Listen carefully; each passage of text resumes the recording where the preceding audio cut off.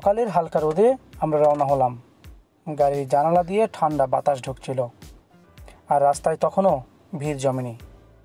গাড়ির ভেতরে টুকটাক কথা হচ্ছিল, কি গাড়ি নেব, বাজেট কত হবে, আর কি ফিচার দরকার। আমরা সবাই কিছুটা উত্তেজিত, আবার চিন্তায়ও ছিলাম ভালো কিছু পাওয়া যাবে তো। এভাবেই গল্প করতে করতে চলছিল আমাদের পথ। গন্তব্য সৌদি আরবের রিয়াদের শিফা মারুদ। গন্তব্যে পৌঁছে আমরা ধীরে ধীরে হাঁটছি, এক একটা গাড়ির দিকে তাকিয়ে দেখছি কোনটা নেব, কোনটা বাদ দেব। শিফা মারুদের নাম আগে যারা শুনেছেন এরা জানেন এটা কত বড় পুরনো গাড়ির হাট।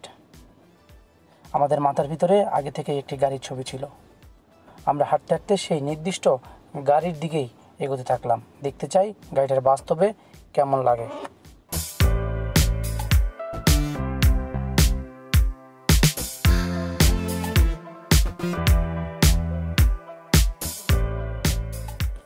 হ্যাঁ প্রিয় বন্ধুরা, আমরা পৌঁছে গেছি। আপনারা দেখতে পাচ্ছেন এটি আমাদের সেই কাঙ্ক্ষিত গাড়িটি, যেই গাড়িটি আমরা ক্রয় করার জন্য এসেছি। এবং গাড়ির সামনে যে দুজন লোক দেখতে পাচ্ছেন, মাস্ক পরা এবং ব্লু কালারের গেঞ্জি, এরা দুজনই হচ্ছে এই গাড়িটির সম্ভাব্য মালিক। এরাই নিবে।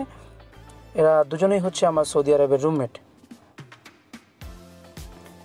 তাদের ভবিষ্যৎ পরিকল্পনা এই গাড়ি দিয়ে শুরু করবে তারা স্ক্র্যাপের ব্যবসা। আর সেই ব্যবসার জন্য দরকার একটা বড় জায়গা সম্পূর্ণ নির্ভরযোগ্য গাড়ি। এই মডেলের গাড়িগুলো সৌদি আরবের শহর থেকে শহরে সহজে চলাফেরা করতে পারে, বিভিন্ন জায়গায় যেতে পারে, রাস্তাঘাটে কোনো সমস্যা হয় না। আমরা গাড়িটির ভিতরে এবং বাইরে ভালোভাবে সুন্দরভাবে চেক করে দেখে নিচ্ছি। গাড়ির দরজা, সিট, বুট স্পেড, এমনকি ইঞ্জিন পর্যন্ত খুলে আমরা দেখে নিচ্ছি। এবং স্টার্ট দেওয়ার পরে গাড়ির ইঞ্জিনের শব্দ কেমন, গাড়িতে জোশ আছে কিনা সেটাও কিন্তু আমরা একটু চেক করে নিচ্ছি।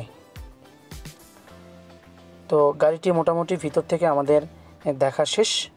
এবং এই পর্যায়ে আমরা যে গাড়ির যে সুদানি মালিক তার সাথে সংক্ষিপ্ত একটি আলোচনা করব এবং চেষ্টা করব দর কষাকষি করার। তো দর কষাকষির এই ফাঁকে আমি নিজেকে আর আটকাতে পারি নাই। আমি নিজেও একটু গাড়ির ভিতরে উঠে পড়লাম, স্টিয়ারিংয়ে বসলাম। মুহূর্তের জন্য নিজেকে কল্পনা করলাম এই গাড়ির চালক হিসেবে।